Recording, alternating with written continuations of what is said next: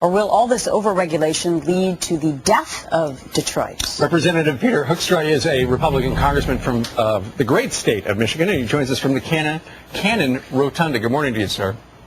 Hey, good morning. I understand you agree with Barack Obama regarding GM. The government just can't continue to hand cash over to a company that is losing so much dough.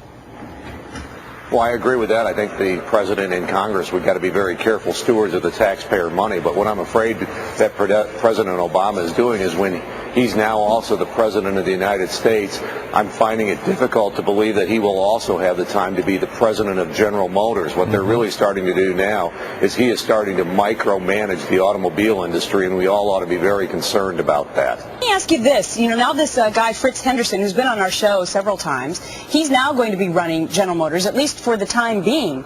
I'm trying to figure out this whole argument by the Obama administration, because he's also a lifelong employee of General Motors. So what's the difference between Henderson and Wagoner? I don't think there's much difference at all. I'm sure they're both very, very qualified individuals, but in terms of the future success of GM, I don't think Mr. Henderson or Rick Wagoner makes much of a difference. I think the administration needs to go take a look at some of the more macro issues. When are they going to send a clear signal that the automobile industry is only going to have to meet one clean air standard and not 50 for each different state?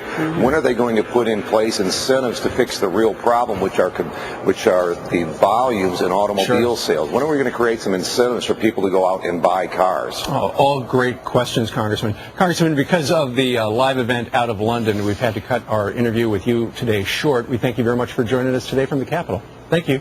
Great. Thank you. You bet.